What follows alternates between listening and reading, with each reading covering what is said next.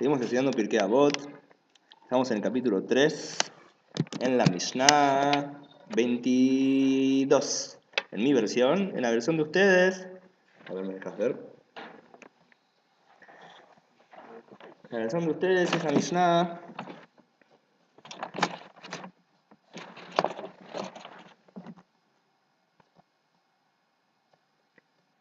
17. En el medio, acá, Huaya Omer.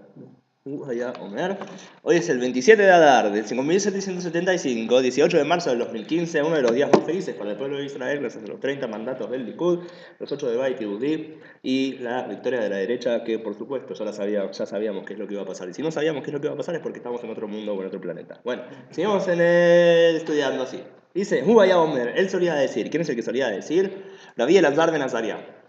Rabbi Elazar ben Azariah solía decir, Kol shechokhmato merubah mima'asav, todo aquel que su sabiduría es mayor que sus acciones, lemás hudome, ¿a qué se parece?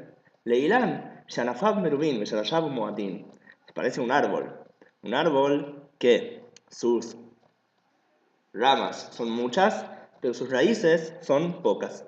Beruach ba'a, estamos en la mitad de la Mishnah 17, en la versión de ustedes, Moshe, por si no encontraron. Sí, estamos justo en la mitad, donde dice Huaya Omer. La versión mía es diferente, por eso dije 22. Huaya Omer, sí.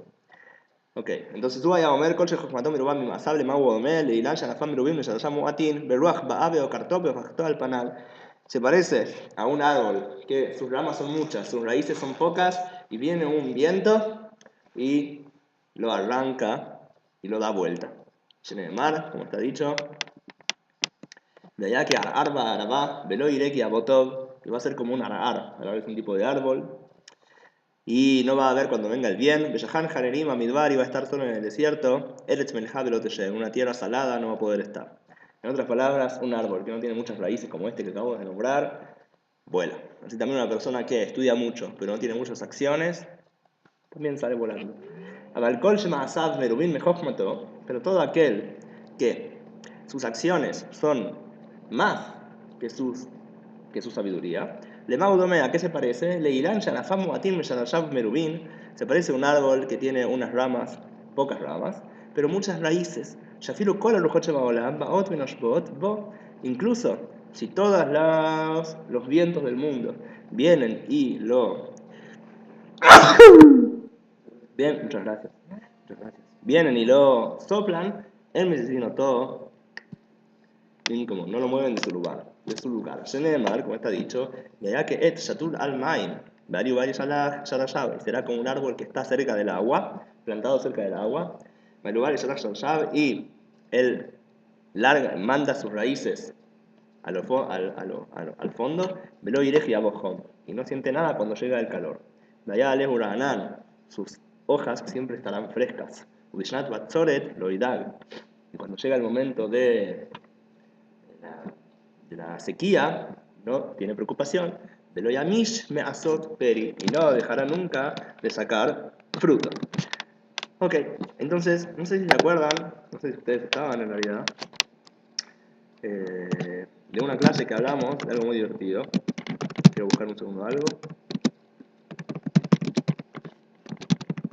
Dijimos que en general en la Torá lo importante de una persona es cuando hace y lo que estudia. O sea, que los estudios de la persona llevan a la práctica. Si es un estudio que es puramente teórico, en general no tiene tanta importancia, sino que se busca que todos los estudios tengan algo teórico. No sé si se acuerdan que una vez hablamos de que en la Yeshivot inventaron una manera para que todos los estudios sean siempre prácticos y no teóricos. ¿Te acordás una vez por ahí, no sé si estabas por ahí, que hablamos del casamiento, de casarse con una mujer? ¿No? Entonces ya se te mezclaron todas las cosas juntas. Bueno, buenísimo. Ok, no estoy hablando acá de consejos para el casamiento como los hombres vienen de Marte y las mujeres de Venus, sino que quiero decir es lo siguiente. En general hay una pregunta en la que Mará siempre se hace una pregunta, que es de Mainaf Camina. ¿Qué diferencia me hace? O sea, uno puede empezar a preguntar, ¿por qué en Shabbat está prohibido prender fuego? ¿Está prohibido el calor del fuego Está prohibida la luz del fuego. Entonces uno viene el Talmud y pregunta, no estoy diciendo que esto lo pregunta el Talmud, pero imagínense una pregunta así. Viene el Talmud y pregunta, ¿qué me importa? ¿Qué me importa tu pregunta? ¿Cómo eso qué cambia eso en la práctica? Entonces uno tiene que encontrar una manera de que eso cambie en la práctica, porque si no, ¿para qué preguntar? A veces también se hacen preguntas teóricas que no importan, pero en general se busca que tengan algo en la práctica. Entonces uno va a decir, te voy a decir la diferencia. La diferencia es si yo prendo una luz, como las de acá, ¿sí? Incandescente. Una luz incandescente solamente saca luz, pero no calor. Si el fuego es luz, también esas luces están prohibidas. Si el fuego es calor, entonces están permitidas esas luces. Entonces es una clásica nafkamina. Nafkamina significa nafka mina. Nafka es que sale de ella. Nafka mina, ¿qué sale de ella? ¿Qué sale de esto? ¿Qué me cambia? En las yeshivot inventaron una manera para que de toda pregunta haya una nafkamina, haya algo que salga de ella. ¿Cuál es lo que inventaron en las yeshivot? Es algo así, un poquito gracioso lo que voy a decir. Así que no hace falta que se rían, solamente una sonrisa al final de lo que voy a decir. Dicen en la yeshivot, inventaron que se llama nafkamina likidushei isha. La diferencia es en el casamiento a una mujer. ¿Qué significa? Cuando una persona se casa con una mujer, entonces puede decir, estás santificada para mí a través de este anillo. Ya está, casamiento. O puede decir, estás santificada para mí a través de este anillo con la condición de tal y tal. Si la condición se cumple, está casada. Si la condición no se cumple, no está casada. Entonces dicen las yeshivot, toda pregunta que puedas hacer siempre es práctica, porque la podés inventar como condición que le pone alguien a una mujer al casarse. O sea, imaginémonos la pregunta del fuego. Digamos que no tiene una aplicación práctica, como yo dije, sino que es solamente teoría. ¿Qué es el fuego? ¿Luz o es calor? Entonces, la diferencia práctica, te van a decir en la yeshivot, es para el casamiento de una mujer. O sea, si vos le decís a una mujer, yo me caso con vos con la condición de que el fuego representa el calor y no la luz, entonces de repente tiene una aplicación práctica la diferencia. Si es cierto lo que él dice, la mujer está casada. Si no es cierto lo que él dice, la mujer no está casada. O sea que cualquier teoría que es totalmente abstracta y no tiene ninguna aplicación en la práctica, yo puedo decir que sí tiene aplicación. En el caso de que alguien casa a una mujer, poniendo de condición una de las dos formas de responder a esa teoría. En ese momento se convierte en una cosa práctica, la duda. ¿Entendieron lo que quise decir?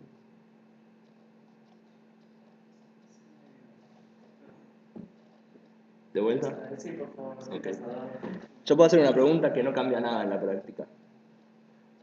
Pero, si de esa pregunta depende de si yo estoy casado con la mujer, entonces de repente esa pregunta sí aplica en la práctica. Si yo convierto esa pregunta en la condición con la cual estás casada conmigo o no, de repente la pregunta pasa a ser práctica. Aunque sea la pregunta más tonta y más abstracta del mundo. Así que yo la pongo como condición para casarme con una mujer, de repente la respuesta de la pregunta se convierte en práctica. No práctica por la pregunta en sí, sino por el tema de casarse con una mujer. Es una cosa divertida que inventaron en las yeshivot. Y es una cosa graciosa nada más, no se preocupen. Aunque alguien lo pueda hacer. Ahora, hay algo muy importante ahora que estamos diciendo. El tema de que el estudio tiene que llevar a la práctica, y no solamente estudiar en forma abstracta y de teorías, y que no lleva a la práctica, es algo muy importante en general. Porque la Torá exige que la persona haga, la persona lleve las cosas a la práctica, no solamente estudie. Hay una discusión, que también la nombré en una clase, sobre... hay una discusión en el Talmud sobre qué es más importante, si el estudio o el cumplimiento de la Torá. En dos tratados diferentes está la discusión, si no me equivoco, uno es en Brajot y otro es en Kiddushin, si no me equivoco. En cada uno se entiende un poco diferente y al revés del otro, pero en general la respuesta es que más importante es el estudio que el cumplimiento. ¿Por qué? Porque el estudio lleva al cumplimiento. O sea, ¿qué es más importante? Estudiar. ¿Por qué es más importante estudiar? Porque lleva al cumplimiento. Entonces, ¿qué es más importante? saber cómo se va a cumplir. O sea que uno estudia para poder cumplir. Entonces, ¿qué es más importante? ¿Por qué? Si todo el propósito de estudiar es cumplir. Pues, entre más estudiamos vas a estar cumpliendo, ¿no? Ok. La respuesta final es una discusión entre los dos tratados del Talmud. De uno se entiende que es el estudio, de otro se entiende que es el cumplimiento. Y los dos son, en cierto modo, verdad. Pero la respuesta del Talmud, que dice que el estudio, ¿por qué? El cumplimiento, porque es lo que lleva al cumplimiento, tiene una tendencia a decir que en realidad el cumplimiento tiene más importancia. En la práctica lo que se dice es que hoy en día el estudio, en la época de Mashiach, el cumplimiento, no vamos a entrar ahora en por qué. Sea como sea, incluso si nosotros decimos que el estudio es más importante, el estudio es importante porque lleva al cumplimiento. O sea, que si uno estudia cosas que no llevan al cumplimiento, entonces tal vez no es tan importante ese estudio, sino principalmente un estudio que lleva al cumplimiento. Entonces vemos que la Torah exige que la Torah sea cumplida, no solamente estudiada. ¿Dónde se puede cumplir específicamente la Torah? Más que nada en la tierra de Israel. Fuera de la tierra de Israel hay un montón de las mitzvot que no se puede aplicar en absoluto. Ya dicen nuestros sabios incluso que las mitzvot fuera de Israel son solamente para poder recordar cómo se hacen las mitzvot en Israel. Así explica el Ramban, Nachmanides, que las mitzvot fuera de Israel son solamente para acordarse cómo se cumplen. El verdadero lugar de cumplir las mitzvot donde importa es en la tierra de Israel. Fuera de Israel solo para recordar. Sí, es el Ramban. Obviamente que tiene importancia cumplir las mitzvot fuera de Israel, pero es incomparable a lo que es en Israel. Y por lo tanto, se me ocurrió leer una carta del Rambam que habla de este tema, que es una carta muy importante. El Rambam escribió cartas a muchísimas comunidades judías, porque fue un gran sabio de su época y también un líder en su época. Como decía, desde Moshe hasta Moshe, no hubo como Moshe. Se escribe el Jirá, Rabbi Jaim, David Azulay. Dice Rabbi Jaim, David Azulay, esto que sabemos que Moshe también, aparte de su familia, fue dirigente de los judíos sefaradíes durante alrededor de 400 años también. Entonces fue un gran líder del pueblo de Israel. Una de las cartas que escribe el Rambam es a los sabios de Marseille, o sea, de Marsella. Marsella, se dice en español, me parece, ¿no? Marsella, me parece. Y en esta carta, el Rambam habla de la astrología. Y el Rambam dice que la astrología es una estupidez. Y que no hay que prestarle atención a la astrología, que son todas idioteces. Y Talmud habla de astrología, es cierto. Hay un sabio en el Talmud que habla de astrología, dice el Rambam, que es un sabio en el Talmud que habla de astrología. No significa que tenga razón. Así que la astrología, una estupidez. A través de la historia hay otros sabios de Israel que no están de acuerdo con el Rambam y piensan que la astrología sí es importante y sí tiene su verdad, pero el Rambam dice que no. En esa carta el Rambam es muy fuerte explicando que no, pero lo que quiero ahora mostrar de esa carta es una parte que tiene que ver con lo que estamos estudiando ahora y la importancia de la acción. Vamos a ver lo que dice el Rambam en esta carta. Dice así: "Bezohi she'avda malchutenu, ve'echriba bet mikdashenu, ve'erija galutenu, ve'higiatanu agalon." Dice, este es el motivo por el cual perdimos nuestro gobierno en la tierra de Israel, en la época del segundo templo, y el motivo por el cual se destruyó el Bet HaMikdash, y el motivo por el cual nuestro exilio es tan largo, el motivo de por qué estamos como estamos hoy en día, dice el Rambam. ¿Cuál es el motivo? Este es el motivo, dice así: Shabotenu, Hatugainam. El motivo es que nuestros padres, nuestros ancestros, pecaron e hicieron las cosas mal. ¿Cuál es el pecado? Uno va a decir, el pecado, falta de amor al prójimo. El pecado, será levatalá, hermano ser en hermano.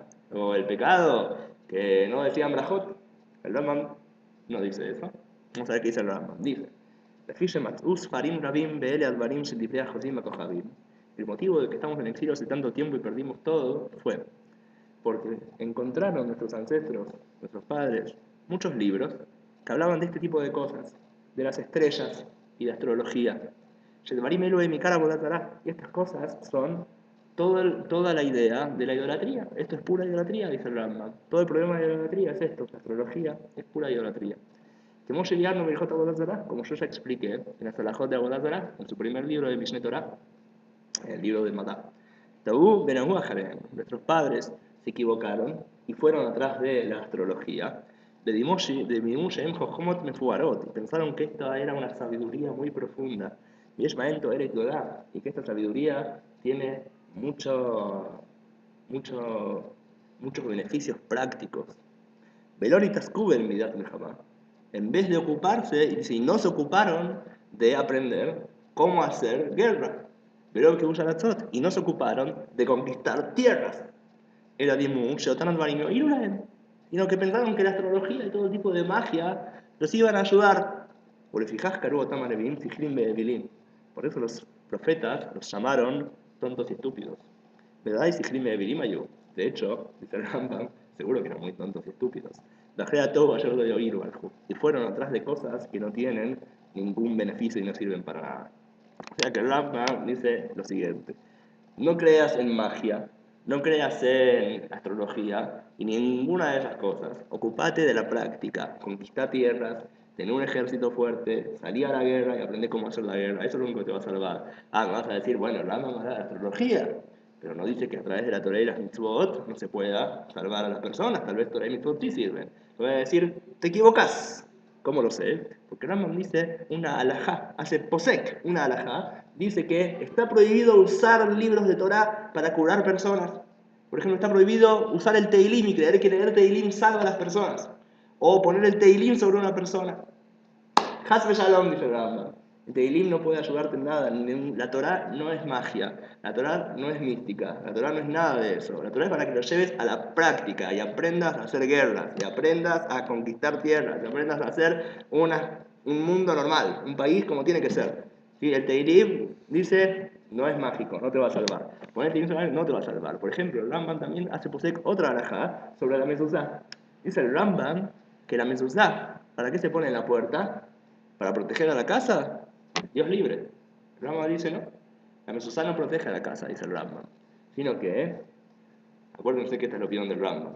Hay otros que no opinan como el Rambam. Hay que entender esto siempre. Cuando se habla del Rambam, la gente muchas veces se equivoca y dice que el Rambam es el judaísmo.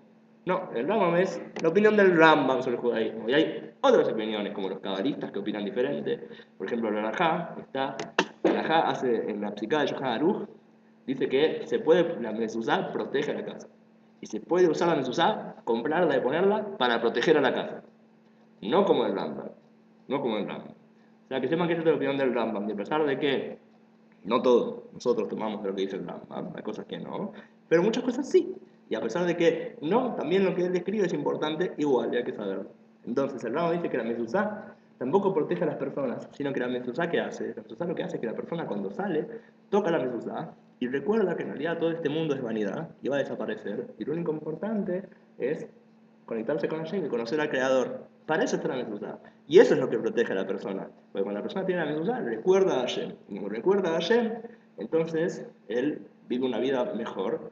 Por lo tanto, protege mucho más sus cosas. O sea, para el Rambam todo es racional. Nada es místico, nada es mágico. La mezuzá no es una fuerza mágica que protege la casa.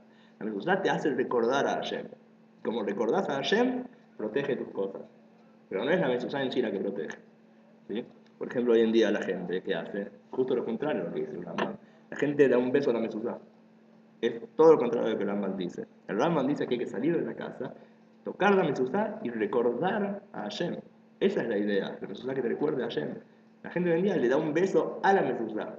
O sea que es, si el Rambam vería eso, se tira de un quinto piso. Capaz. Dice, esto es todo lo contrario. La mezuzá no es para que beses la mezuzá. La mezuzá es solamente un recuerdo de Hashem, nada más. No tenés que darle un beso, no es mágica la mezuzá. Entonces lo mismo que decimos acá, volvemos a nuestra Mishnah, que dice, lo importante es la acción y el estudio. También es importante, pero lo más importante es actuar.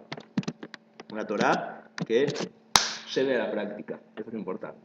Dicho sea de paso, también hay una idea más que es muy importante, que tiene que ver con esto, que es la importancia de llevar a la Torah a la generación y hacerla relevante para la generación. O sea, parte de no creer que la Torah es algo místico que queda ahí arriba, sino que tiene que ser llevada a este mundo, es también entender cómo estudiar la Torah y enseñarla para que sea relevante para los alumnos y la gente que lo está estudiando. Y eso es muy importante, a veces los rabinos no se dan cuenta de eso, y enseñan la Torah que tiene que ver con 3 siglos atrás, 2 siglos atrás, y no con la vida en la que vivimos, donde la gente estudia Torah y queda dividida. Por un lado vive en un mundo que tiene que ver con hace 2 siglos, y cuando estudia Torah, cuando sale a la calle es un mundo que nada que ver con lo que enseña la Torah. Entonces la Torah, la obligación de los rabanim es en cada generación explicarla y hacerla relevante para su generación. Y de hecho es lo que hicieron los sabios. Los sabios hacen eso mamás en el Talmud. ¿Qué hacen los sabios en el Talmud? Agarran la Torá, que es muy diferente el mundo del que habla la Torá con el que viven los sabios, y llevan la Torá al mundo actual de ellos para que sea relevante a nuestra época también. Dos ejemplos quiero traer. El primero es la halajá de Shemitah, ya lo hablamos una vez. Shemitah es que los campos vuelvan a su dueño y se anulan todas las deudas. ¿Para qué es eso? Para que las personas vivan bien económicamente, es para proteger a los pobres, lo hace la Torá. Rabbi Hillel, el sabio en realidad, Hillel el sabio, él ve que hoy en día ya no vivimos en la época en la que la Torá habla en una época que son todos campesinos, todos trabajan la tierra. Nosotros vivimos en una época en la que la economía funciona de otra manera, funciona a través de préstamos, a través de dinero, no es igual que en la época de la Torá. Viene Hillel y hace lo que se llama Prusbul. Prusbul viene del griego, o del romano, o del latín, no me acuerdo. Prosbole. ¿Qué significa Prusbul? Prusbul significa que yo no permito que se anulen las deudas, sino que, o sea, en la Shemitah todas las deudas se anulan, ya no puedo ir a cobrar a alguien. Dice Hillel, ahora, ¿qué pasa? La gente no presta plata a nadie. ¿Por qué? Porque tiene miedo que no se la devuelvan después de la Shemitah. Así que a través del Prusbul anulamos la idea de Shemitah en este punto y la gente puede seguir exigiendo cobrar sus deudas que tienen con él. Entonces, a través de la halajá misma, cambia un poco la halajá y hace relevante la Torá a su generación. Bueno, la Torá hablaba originalmente en una época que todos trabajan en el campo, hoy en día es diferente. Entonces, él agarra las herramientas de la Torá y las hace relevantes a su generación. Ese es el primer ejemplo que quería dar. Entonces, esto que estamos diciendo, Torá teorética no funciona, hay que hacerlo relevante en nuestra generación. Una de las cosas que tenemos que hacer hoy en día, que es muy importante, los rabinos algunos lo están haciendo, pero no todos están ocupándose de eso, y hay algunos que luchan contra esto, y para mí es un problema muy grande, es por ejemplo la ketubá. La ketubá, hay una discusión entre los sabios si en la Torá, en la época de la Torá ya existía la ketubá. La ketubá es lo que se usa al casar, cuando se casan el hombre y la mujer. La ketubá escribe que si el hombre se divorcia de la mujer, tiene que darle plata. ¿Para qué se hizo eso? Hay una discusión entre los sabios si eso ya es algo de la Torá o si es un invento de los sabios. Sí, probablemente en realidad los sabios lo hayan decretado. ¿Por qué lo hicieron? Porque vieron que la gente se casaba y se divorciaba y las mujeres se quedaban sin nada. Entonces los sabios obligaron a que el hombre tenga que pagar un monto de plata a la mujer cuando se divorcia de ella para que los hombres no se divorcien así nomás, sino que lo piensen dos veces antes de divorciarse y así fortalecer a la familia. Por eso se inventó la ketubá. ¿Qué pasa? Hoy en día la ketubá se convirtió en un problema. ¿Por qué? Porque cuando las personas se casan, después hay que dar un get, hay que dar un divorcio, ¿sí? Una carta de divorcio. Entonces, ¿qué pasa hoy en día en el estado en el que estamos? Al ser que el hombre tiene que darle una cantidad de plata específica a la mujer, hay todo tipo de discusiones entre el hombre y la mujer a divorciarse acá en Israel, de cómo hacer para sacarle más plata al hombre, o cómo el hombre hace para no darle plata a la mujer, todo tipo de cosas para que al final, o sea, el hombre niega, no le da get a la mujer, a menos que la mujer acepte recibir menos plata. Y hacen todo tipo de cosas así. Entonces la ketubá hoy en día, en vez de ayudar, se convierte en un problema. ¿Por qué? Porque piensan que la ketubá fue hecha en una época que no había todo tipo de leyes sobre casamiento. Pero hoy en día, en todos los países normales, hay leyes de casamiento. Y la persona no puede divorciarse así nomás. Sino que se dividen los bienes, y si dividen los bienes, según la ley es diferente. En general los bienes se dividen según lo que ya tenían los dos cuando se casaron, y los que vuelven a su lugar, y los que adquirieron juntos se dividen por igual. Eso en general la ley en general en todos los países normales. Ya como sabe hoy en día la ketubá, en cierto modo ya no es necesaria, porque el país mismo protege a la familia, protege a la mujer. Entonces el decreto de la ketubá todavía no es necesario. Pero Israel sigue funcionando de manera rabínica en estos casos, entonces la ketubá es importante y el get depende de la ketubá. Al ser que hay una mezcla entre la ley y la halajá en el Estado de Israel, se forman todo tipo de casos complicados y difíciles y de gente que exprime a la otra, hay un montón de problemas legales y de dinero en las familias, se forman por eso. Entonces la ketubá tiene que ser cambiada, la ketubá tiene que ser cambiada. No hay ningún problema en cambiar la ketubá, nadie va a decir no se puede cambiar la ketubá, seguro que se puede, no hay ningún rabino que diga que no. La pregunta es cómo, Entonces hoy en día hicieron diferentes cosas. Y una de las que hicieron es lo que llaman un eskem kdam nisuin, en hebreo, significa un trato que hacen el hombre y la mujer juntos, y escriben en la ketubá. Hay diferentes rabanim que hicieron este nusach, escriben en la ketubá que si el hombre se niega a darle gueta a la mujer, por cada día que se niega a darle gueta a la mujer, le debe $1.500. Entonces, a través de eso, obligan al hombre a darle gueta a la mujer. Hay rabanim que dicen, eso no sirve. ¿Por qué? Porque es un get obligado. Y un get obligado no es get. Y ellos, los que dirigieron este nusach, dicen, no, no es un get obligado. Hay todo tipo de discusiones alágicas, cómo funciona, cuándo es get obligado, cuándo no es get obligado. Todo un problema alágico que hacer. En la práctica, digamos, tajles, como dicen en Israel, en la práctica hay que hacer. En la práctica hay que hacer algo. Hay que hacer algo porque es un problema. Y la halajá está trabando a la gente y es un problema. Y hay que hacerlo relevante para nuestra generación, por supuesto no en forma reformista, sino dentro de lo que linda la halajá. Es un problema que hay que arreglar. Sea como sea, hay que prestar atención, los rabinos no pueden vivir en su mundo de yeshivot mágico, sino que hay que bajar al pueblo y hacer la Torah relevante para nuestra época. El segundo ejemplo que quería dar, en realidad quería dar dos y salí dos, pero voy a dar un tercero, porque el segundo se ramificó del primero, es el siguiente. Fíjense, por ejemplo, los personajes del Tanaj, cómo son totalmente diferentes en el Tanaj y cómo son en el Talmud. Cambian un giro de 180 grados. Por ejemplo, Eliyahu Anabí. Eliyahu Anabí, nosotros escuchamos Eliyahu Anabí y decimos, Eliyahu Anabí, oh, el gran Eliyahu Anabí, que siempre habla bien del pueblo de Israel, que subió al cielo porque Hashem lo quería con él y todos lo queremos, etc. Un súper dulce Eliyahu Anabí. Viene a revelar secretos de la Torá. Lean el Tanaj. Eliyahu Anabí se porta mal, muy mal.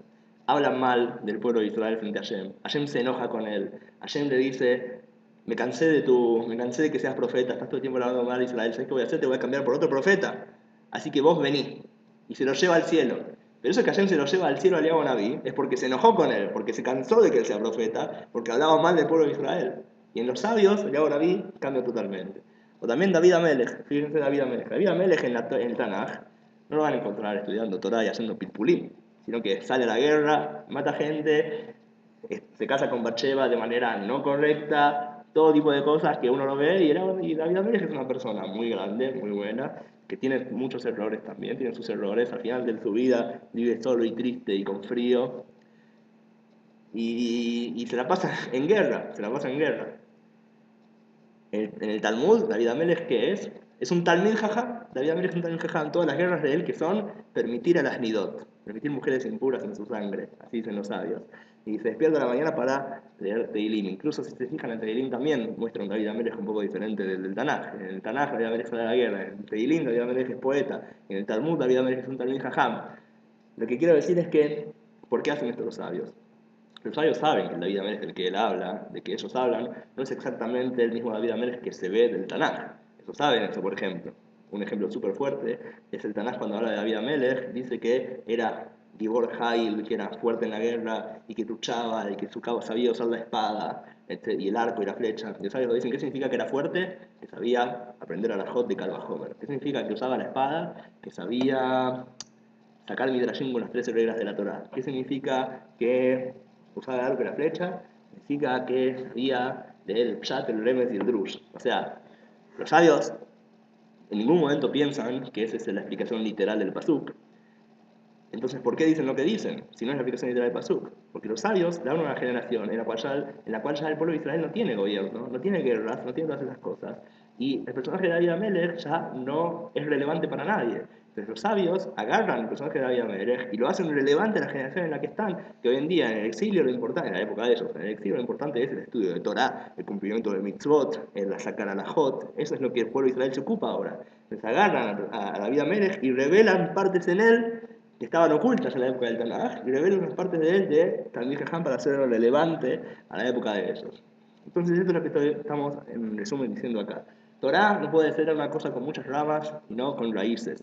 Tiene que tener raíces conectadas a la tierra, hacerla relevante en cada generación y que pueda ser llevada a la práctica. Y no deja a la persona, en otras palabras, como dice Nietzsche, que la Torah no sea, que la religión no sea un opio para las naciones, para las multitudes. Que no sea que la religión lo que haga es que no trabajes, no te muevas, no te ocupes, sino que al contrario, la Torah tiene que llevarte a pensar en la gente, ocuparte de la gente, trabajar por tu familia, etcétera, etcétera, etcétera. Ahora Yosef Haim. Seguimos con la próxima Mishnah.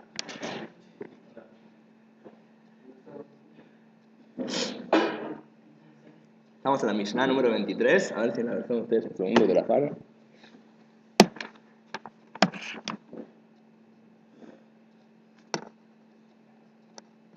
Estamos en la última Mishnah del capítulo 3, bienvenidos. Que en mi versión es la número 23, en la versión de ustedes es la número 18. Dice así, Rabbi Azar ben Chisma, Omer, dice Rabbi Azar, el hijo de Chisma. Kinin ufitchei nida, hen gufei alachot. Kufot begimatriaot, parperaot la jochma. Dice, los kinin y las aperturas de nida son el cuerpo de los alajot. Ahora vamos a explicar. Kufot y la gimatria son como postres para la sabiduría. ¿Qué significa esto? ¿Qué son kinin? Kinin significa un tipo de ofrendas. Ofrendas que son de aves. ¿Por qué se llaman kinin? Kinin viene de la palabra ken. Ken o kan. Ken o kan significa nido. Kan chipor. Es el nido de un pajarito. Entonces, kinin significa nidos. Nidos, lo que está tratando de decir es korbanot, ofrendas de aves. Ufitchei nida, las aperturas de nida. ¿Qué significa? Las leyes de nida. Nida es la mujer que está impura. Entonces, las alajot de korbanot, las alajot de nida, son el cuerpo de las alajot. Son lo principal de la Torah oral. Son lo principal de la Torah oral. Dice Rashi, dice la Ovadia de Bartenura, que es lo principal por lo cual uno se lleva pago por estudiar Torah. Okay. Y después tenemos Kufot. ¿Qué es Kufot? Kufot es saber astronomía, en realidad. Astronomía, astrología. Hay que saber que en la época de ellos astrología y astronomía era lo mismo. No había diferencia específica entre ellos, si tengo entendido. Es entender cómo funciona el cielo, y de eso depende mucho Salahot, como las de Kiddush Jodesh, de santificar el mes. Y Gematriaot es la gematria, los números de cada letra y hacer cuentas a través de las letras. Son parperaot la Jochma, son como postres para la sabiduría. Son como cosas lindas, pero no es el principal estudio de la Torah. Ok, sobre esto lo que tenemos que decir es lo siguiente. Primero que nada, la gematria, para lo que sirve, muchas veces es para recordar y para conectar cosas, pero no para ellas sacar a la J, sino a partir de gematria uno puede conectar cosas y entender cosas y recordar cosas. Sirve con lo que se llama regla mnemotécnica. ¿Saben lo que es una regla mnemotécnica? Una forma que sirve para memorizar cosas. Por ejemplo, mi padre me enseñó la siguiente regla mnemotécnica para aprender los planetas y el orden. Mervet y Marjus Aurne Plut. Mervet y Malchus Saurne Pluto. Mercurio, Venus, Tierra, Marte, Júpiter, Saturno, Urano, Neptuno, Plutón. Mervet y Malchus Saurne Pluto. Es una regla mnemotécnica. Entonces las gematrias sirven también como regla mnemotécnica para recordar cosas.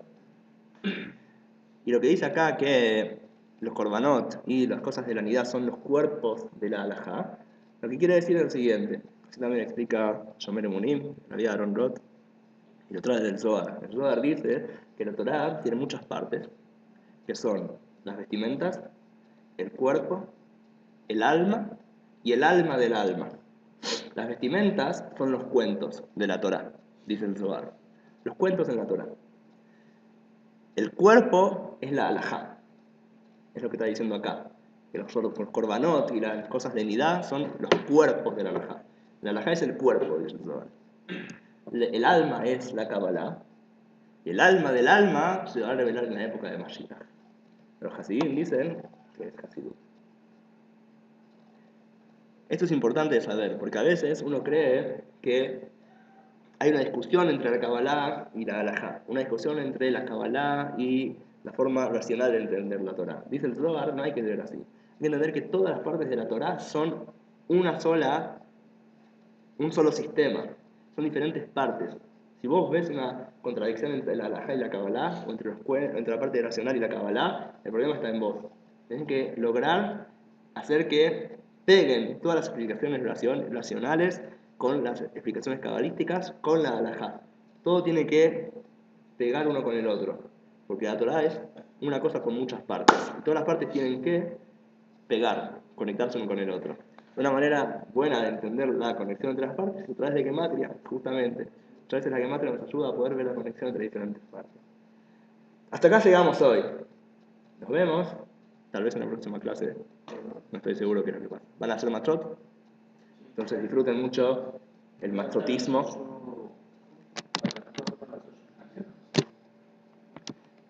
¡Tarán!